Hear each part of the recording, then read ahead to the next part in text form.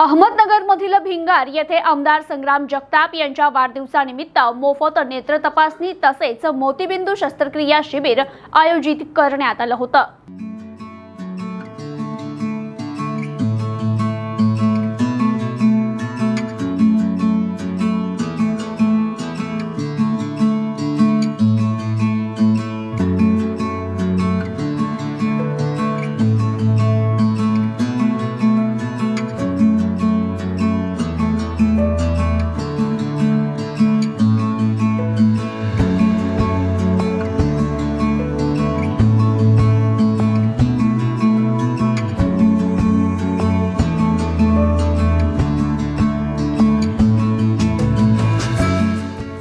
धकाधकीच्या जीवनात मनुष्य नेहमीच आपल्या आरोग्याकडे दुर्लक्ष करत असल्याने विविध आजारांना सध्या सामोरं जावं लागतंय। त्यातच या आधुनिक तंत्रज्ञानाच्या युगात आरोग्य सुविधा महागडी होत चालली आहे। त्यामुळे सर्वसामान्य रुग्ण आपल्या आजारपण हे अंगावर काढतात किंवा दुर्लक्ष करतात आणि यासाठीच मोफत आरोग्य शिबिर ही काळाची गरज बनली आहे। या आरोग्य शिबिराच्या माध्यमातून रुग्णांच्या आजारपणाचं निदान होत असतं। याचबरोबर डॉक्टरांना उपचार करण्यास मोठी मदत होते। आमदार संग्राम जगताप यांच्या वाढदिवसानिमित्त सर्वसामान्य रुग्णांची मोफत नेत्र तपासणी करण्यात आली आहे। भिंगार येथील आमदार संग्राम जगताप मित्र परिवाराने सकारात्मक दृष्टिकोनातून सामाजिक बांधिलकी जोपासत वर्षभर मोफत सर्वरोग निदान शिबिराचं आयोजन करत आपलं कर्तव्य बजावलं। हे कार्य त्यांचं नेहमीच सुरू असतं। सर्वसामान्य नागरिकांपर्यंत आरोग्य सुविधा घेऊन जाण्याचं काम ते करतायत। शिबिराच्या माध्यमातून रुग्णांवर आजारपणाचं निदान होऊन उपचार करता येतात, त्याचा रुग्णांना मोठा फायदा होतो असं प्रतिपादन आमदार संग्राम जगताप यांनी केलं।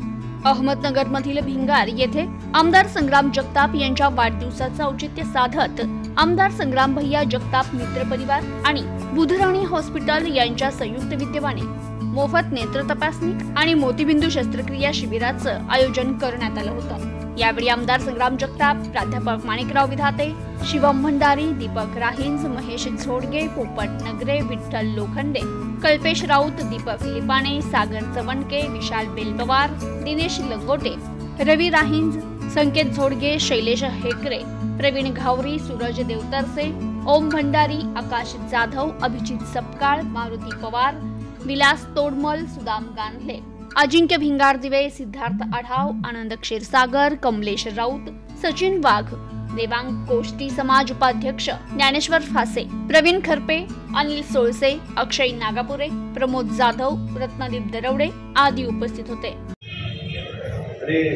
एक सामाजिक उपक्रम सातत्याने आपण संपर्कामध्ये सांगितल्याप्रमाणे आपल्याला समाजामध्ये वावरत असताना सातत्याने आपल्याला एक सामाजिक दृष्टिकोन आपल्याला सातत्याने नजरेसमोर ठेवला पाहिजे। त्या माध्यमातून विकास कामांबरोबर एक सामाजिक बांधिलकी म्हणून सातत्याने लोकांना मदत होईल असे एक वेगवेगळे कार्यक्रम आपण राबवणं गरजेचं असतं।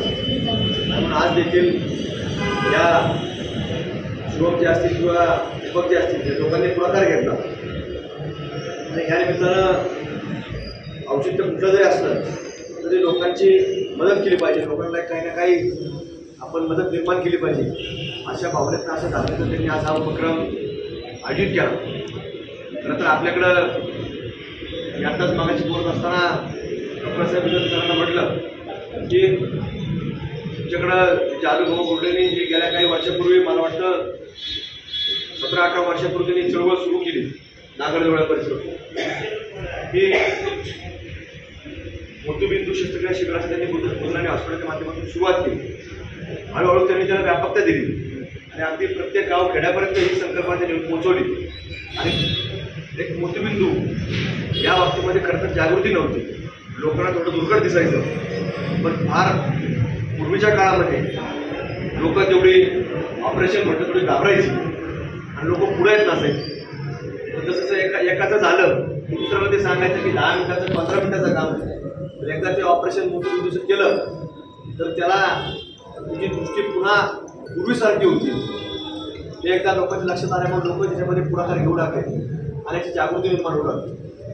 खरं तर पूर्वी महेशराव ज्याला मोतीबिंदू व्हायचं त्याला साठीच्या पुढं मोतीबिंदू व्हायचं त्याला मुख्य कारण असं शुगरचं कारण असं आता तशी वयोमार्ग राहिलेलं आहे.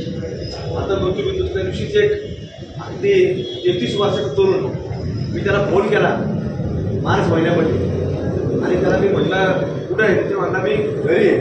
अशा दुपारच्या वेळेस तू घरी काय करतो? आराम करतो. त्याला आराम नाही, मोतीबिंदूचं ऑपरेशन झालं. म्हणजे तुझं वय किती? त्याला 33 वर्ष. कसं काय एवढं होतं?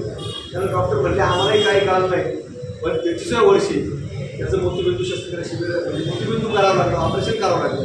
दुर्दैव आहे. त्याचे कारण देखील वेगवेगळं आहे. मग मी त्यांना म्हटलं कुठे डॉक्टरकडे गेलं? मी डॉक्टरला फोन केला. डॉक्टरकडून माहिती घेतली कशामुळे झालं. त्याचा वेगवेगळे लोक आता नवीन पिढी मोबाईलमुळे जागरण करते. मोबाईलमुळे त्याला डोळ्याचा त्रास होतो, त्याच्यामुळे डोळ्याचे आजार देखील आता जसं वाढ व्हायला आणि त्याचाच एक प्रकार हा गंत्र मोतीबिंदू देखील आपल्याला समजावं लागलं. मला विचारलं मी थोडं शुगर आहे का? त्याला शुगर पण नाही. पण एक 33व्या वर्षी जर अशी परिस्थिती झाली तर फार मोठी आरोग्याच्या बाबतीमध्ये आव्हानं आपल्याला खरं तर समोरच्या काळामध्ये खरं तर आपल्याला अजून सामोरे जायचं. पण आजचा देखील हा उपक्रम आपल्याला याचाच एक भाग म्हणून खरं तर आपल्याला सतर्कता आणि खबरदारी ही पुढच्या काळामध्ये आपल्याला प्रत्येकाला घ्यावी लागणार आहे.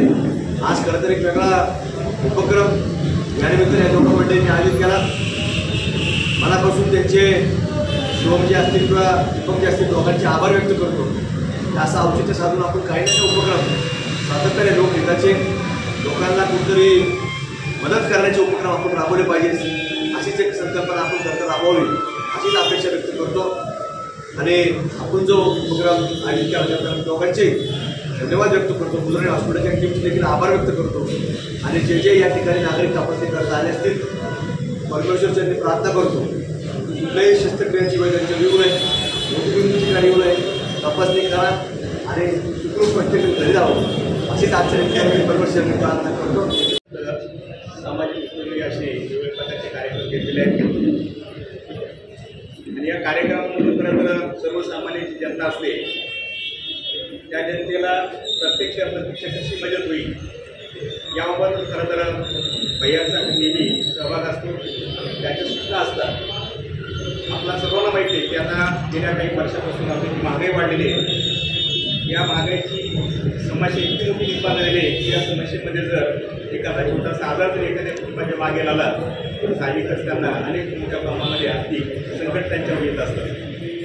आज या ठिकाणी भिंगारमधील आमचे मित्र शिवम असेल, दीपक असेल, खरं तर यांनी या भिंगारमधील लोकांची गरज ओळखून या ठिकाणी मोफत नेत्र तपासणी व मोतीबिंदू शिबिराचे आयोजित केलेले आहे. या कार्यक्रमात डॉक्टर आणि खाण्यावर उपस्थित आहेत. माझ्यासमोर या ठिकाणी मंडळी उपस्थित आहेत.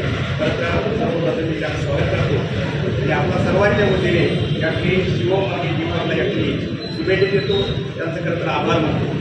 कारण आपल्या नेत्यांचा वाढदिवस साजरा करत असताना आपण इतकं काय केलं पाहिजे तर आपल्या नेत्याला जे हवं आहे खरं तर आपण तेच केलं पाहिजे. समाजाला आपण कशा पद्धतीने उपयोग करून समाजाला आपल्याला कशी मदत करता येईल, मग ते आर्थिक स्वरूपाचं असेल, सामाजिक स्वरूपाचं असेल, वस्तू स्वरूपात असेल. खरं तर हे उलपून तर या दोघांनी या कार्यक्रम आयोजित केलेलं आहे. या कार्यक्रमाला खरं तर या सर्व मंडळी उपस्थित आहे. आपल्या सर्वांच्या वतीने या ठिकाणी भैयांच्या वाढदिवसासाठी शुभेच्छा देतो. आपण हा कार्यक्रम आयोजित केला त्याबद्दल आपण धन्यवाद देतो. माननीय आमदार भैया जगताप यांच्या वाढदिवसानिमित्त विरार शहरामध्ये शिवम भंडारी व आणि बुलढाणा हॉस्पिटल पुणे यांच्या संयुक्त विद्यमाने आज नेत्र शिबिर व मोतीबिंदू शस्त्रक्रिया मोफत असं शिबिर आयोजित केलं होतं. मागच्या वर्षी देखील आम्ही नेत्र शिबिर घेतलं होतं. अतिशय सुंदर असा सर्वांचा रिस्पॉन्स मिळाला. अनेक जणांना लाभ त्यातून झाला. एक समाजाचं आपण देणं लागतो आणि अशा कार्यक्रमातून एक समाज उपयोगी काहीतरी आपल्या हातून घडलं पाहिजे या अनुषंगाने आम्ही सामाजिक उपक्रम घेत असतो. साहेबांच्या मार्गदर्शनाखाली काम करत असताना समाजाला काहीतरी उपयोग झाला पाहिजे या अनुषंगाने पुढच्या दृष्टिकोनातून आम्ही उपक्रम लक्ष घेतो. माननीय आमदार यांना वाढदिवसानिमित्त खूप खूप शुभेच्छा देतो. माननीय आमदार यांच्या वाढदिवसानिमित्त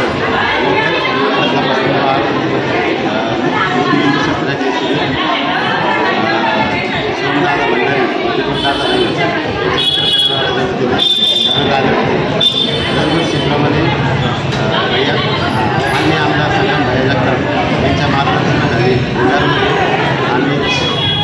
सामाजिक उपक्रम करत असतो, तसेच यापुढेही करत राहू भैयांच्या मार्गदर्शनाखाली.